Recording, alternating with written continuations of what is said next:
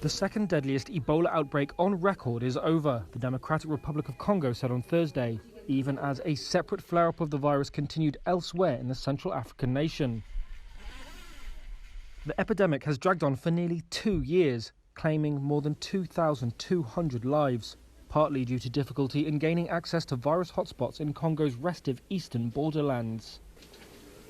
Chantal Umatoni of UNICEF's Ebola outbreak response said Thursday represents a big milestone. I think for the teams it's a big achievement. This outbreak has been very particular because, as you know, it is the first outbreak in an active war zone with more than 100 armed groups in the areas where the outbreak was happening. She said the situation had been complicated by the addition of COVID-19 in a country with an already dilapidated healthcare system. Nearly 6,000 cases have been reported and over 100 deaths.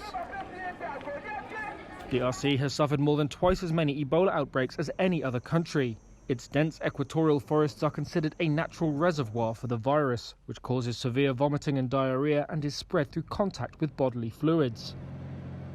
In eastern Congo, the Ebola response was at times treated with suspicion, with community leaders and residents either not believing Ebola existed or resenting not having benefited from an influx of donor funding.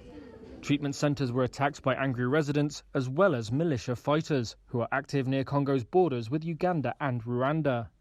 Alex Wade is head of mission at Médecins Sans Frontières. We believe very strongly it's a time to reflect on the lessons learned and the mistakes that were made in order to improve our response for future epidemics.